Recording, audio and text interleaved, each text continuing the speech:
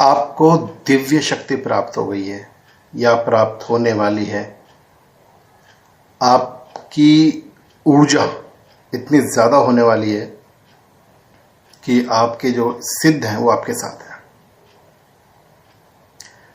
आप शक्ति में महसूस कर रहे हैं, आपको शक्ति प्राप्त हो गई है या आपकी ऊर्जा इतनी प्राप्त हो गई कि जो आपके बाबा है, आपकी जो सिद्धि है आपके साथ है। ये सब चीज़ें आपको पता है, पर पता कैसे चलती हैं? बहुत सारे दोस्त मेरे भक्त पूछते हैं बहुत कि जी पता क्या चलता है कि हमारी जो सिद्धि प्राप्त होने वाली है, मुझे शक्ति प्राप्त हो गई है, मेरे जो ईस्ट है वो मेरे साथ चल रहे हैं। तो इस वीडियो में मैं आपको बताऊंगा कि आप ये जो संकेत हैं, जो संकेत मैं आपको बताने वाला हूँ, उन संकेतों से आपको पता चल जाएगा कि आपकी जो सिद्धि है वो सफल हो चुकी है, आपको दिव्य शक्ति प्राप्त हो चुकी है। और दिव्य शक्ति प्राप्त होने के कई तरीके होते हैं और कई कारणों से प्राप्त होती है, तो वो आज मैं बताने वाला हूँ इस वीडियो के अंदर। तो देखिए, एक एक चीज़ को ध्यान से सुनिएगा, समझिएगा, क्योंकि ये जो मैं बताने वाला हूँ ये कॉमन है, सभी के लिए है। अब इसमें से कौन सी चीज़ें आपके साथ जुड़ती हैं वो चीज़ आपको कोरिलेट करनी है अपने साथ में, कि अपने लिए, आपके लिए कौन सी चीज़ है, ठीक है? तो उसको आप अपने हिसाब से जोड़ लीजिएगा। तो चैनल को सब्सक्राइब ज़रूर कीजिए ताकि बाबा की संपूर्ण जानकारी आप तक पहुँच सके, और शेयर ज़रूर कीजिएगा सब्सक्राइब करने के बाद में, ताकि और भक्तों तक भी जानकारी पहुँच सके, ठीक है? तो चलिए बात करते हैं आज की इस वीडियो में कि दिव्य शक्ति कैसे प्राप्त होती है।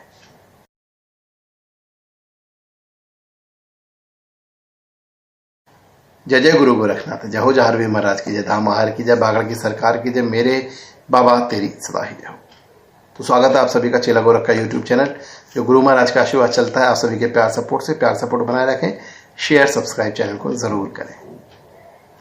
तो देखिए, दिव्य संकेत, जब भी दिव्य शक्ति प्राप्त होती है आपको, तो दिव्य संकेत मिलने शुरू हो जाते हैं, दिव्य संकेत मिलने शुरू हो जाते हैं। देखिए कैसे होता है ये सब चीज़ें, बहुत ही आसान सा सवाल है और इसका बहुत ही आसान सा जवाब है कि जब आपकी भक्ति, आपकी पूजा, आपकी साधना, आपका जो एक लेवल है आपका भक्ति करने का, पूजा करने का या साधना करने का, जब वो लेवल तक पहुंच जाते हैं आप, तो आपको दिव्य शक्ति प्राप्त हो जाती है, आपको सिद्धि प्राप्त हो जाती है, आपको आपके जो ईष्ट हैं, आपके जो देवता हैं वो आपके साथ हो जाते हैं। तो ये जो चीज़ होती है, तो इसके संकेत आपको मिलते हैं। सबसे पहला संकेत बता देता हूँ आपको। देखिए, सबसे पहला संकेत और सबसे आसान संकेत है, ये अक्सर होता है, आपके साथ भी हुआ होगा, तो आप ध्यान रखिएगा इस चीज़ को। होता क्या है?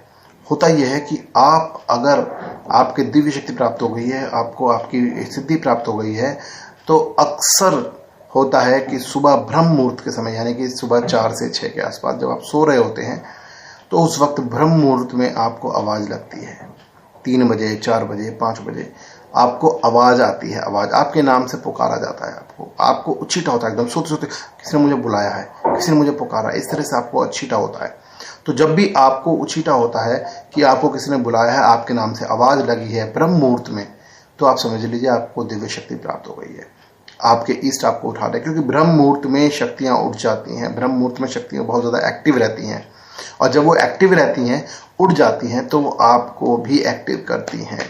तो अक्सर इस वक्त अगर आपको ब्रह्म मुहूर्त में आवाज़ लगती है, अगर आपके नाम से आवाज़ पुकारी जाती है, आपको वो चीटा होता है, सोते सोते आपकी आंखें खुलती हैं, आपको लगता है कि आपको किसी ने पुकारा है, आपको किसी ने हिलाया है, आपको किसी ने उठाया है, तो आप बिल्कुल समझ जाइएगा कि आपकी सिद्धि पूरी हो गई है, और जो दैवीय शक्ति आपके साथ है वो आपको क्रियान्वित कर रही है। क्योंकि देवता, दैवीय शक्तियाँ ब्रह्म मुहूर्त में सबसे ज़्यादा पावरफुल होती हैं और क्रिया करती हैं। तो इसी वजह से जो भी दैवीय शक्ति आपके साथ होती है वो आपको भी क्रियान्वित करती है, आपको भी उठाती है कि चल भाई, ब्रह्म मुहूर्त का समय है, उठ और प्रभु के भजन में लग जा, ईष्ट के भजन में लग जा, शक्ति के भजन में लग जा, अपना पुण्य बढ़ा, ठीक है? अब इसके साथ ये आपके साथ होता है। अगर ये नहीं होता है तो दूसरा मैं बता देता हूँ, दूसरा आपको बता देता हूँ। जब दिव्य शक्ति प्राप्त होती है या आपकी सिद्धि प्राप्त हो जाती है या आपके देवता आपके साथ आ जाते हैं, तो होता क्या है? होता यह है कि उस वक्त आप अगर अपने बाबा का नाम लेके, अपने ईष्ट का नाम लेके, अपने देवता का नाम लेके, जिसको भी आप पूज रहे हैं, जिस भी शक्ति को आप मान रहे हो, अगर उनका नाम लेके आप कोई बात कहते हैं किसी को, अपने परिवार में, अपने संबंधियों में, अपने दोस्तों में, अपने सहयोगियों में, या किसी को गुस्से में बोलते हैं, उस वक्त कोई श्राप देते हैं या कोई बद्दुआ देते हैं या कोई आशीर्वाद देते हैं किसी को भी, तो जिस वक्त आपको दिव्य शक्ति प्राप्त हो गई होती है, तो आप ये समझ लीजिएगा, अगर आप बाबा का नाम लेकर, अपने ईष्ट का नाम लेकर ये कार्य करते हैं, तो अगर आपने 10 बार ये कार्य किया है तो 10 में से 7 या 8 बार ये कार्य सिद्ध हो जाता है। 100% तो आपका नहीं होगा, कलयुग का समय 100% तो नहीं होता, बट हाँ ये जरूर है कि 10 में से 7 या 8 बार आपका कार्य सिद्ध हो जाता है। आप इसको यूटिलाइज कर सकते हैं, आप इसको देख सकते हैं, मॉनिटर कर सकते हैं, आप इसको देख सकते हैं। अभी मैंने इसको ये बोला ये हो गया, उसको बोला ये हो गया, उसको ये बोला हो गया। बहुत सारे सज्जन बोलते हैं कि बाबा मैं कोई मेरे पे शक्ति आती है और मुझसे पूछता है तो मैं बताता हूँ तो उसका काम हो जाता है। मेरे साथ भी पहले शुरू बहुत हुआ ये, मैं जिसको बताया उसको काम हो गया। तो मैं भी तो ये कार्य कैसे हैं? ये कार्य शक्ति के होते हैं। जो शक्ति, जो ईष्ट आपके साथ होता है, जो देवता आपके साथ होते हैं, ये उसके कार्य होते हैं। और वो जब आपके साथ होता है तो ऐसे कार्य करता है। तो होता क्या है कि जब वो ईष्ट की सिद्धि आपको मिल जाती है, शक्ति आपको मिल जाती है, तो इस तरह के कार्य शुरू हो जाते हैं और आपकी सिद्धि पूरी हो जाती है, आपको दिव्य शक्ति प्राप्त हो जाती है। तो याद रखिएगा, जब भी शक्ति प्राप्त हो जाती है तो बाबा का नाम लेके, ईष्ट का नाम लेके, प्रभु का नाम लेके, जिसको भी आप शक्ति मानते हैं अपनी, उनका नाम लेके, जब आप कोई नाम लेकर जैसे किसी को आशीर्वाद देते हैं या श्राप देते हैं या गुस्सा होते हैं किसी को या प्यार से कोई बात कहते हैं, तो वो बात संपूर्ण हो जाती है। 10 में से 7 अगर होता है तो आपको दिव्य शक्ति प्राप्त हो चुकी है, आपकी सिद्धि सफल हो चुकी है। ये बिल्कुल आप मान के चलिएगा।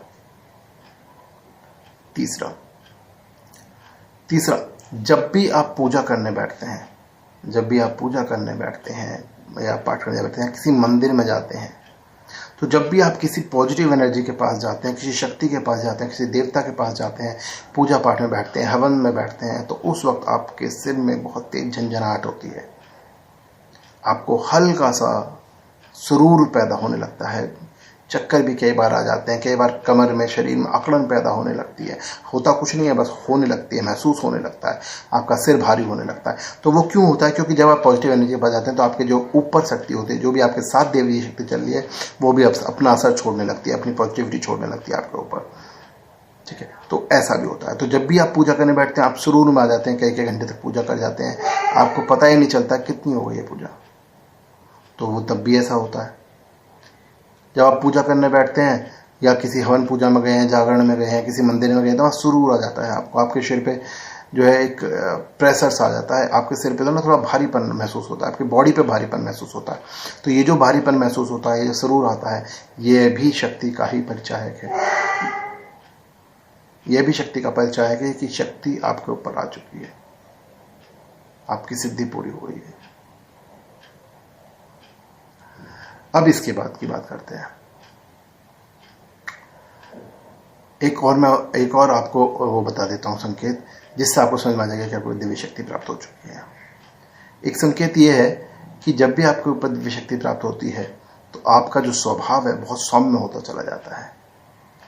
ध्यान रखिएगा, प्राप्त हो चुकी है, मैं उसके बाद की बात कर रहा हूँ। आपकी जो सिद्धि प्राप्त हो जाती है तो आपका स्वभाव जो है सौम्य होता चला जाता है, आप मतलब धैर्यवान होते चले जाते हैं। ये नहीं है कि गुस्सा नहीं आता, आपको गुस्सा बहुत ज़्यादा आता है, पर धैर्यवान किस संदर्भ में हो जाते हैं?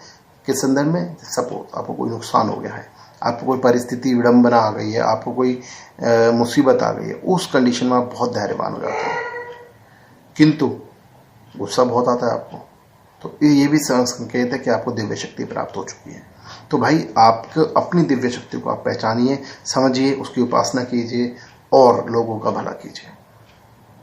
चेला गोरख का चैनल सब्सक्राइब, शेयर जरूर करें। बाबा के अलग जगाते रहें, बाबा सबका भला करें। जय जय गुरु गोरखनाथ, जय जय झारखंड।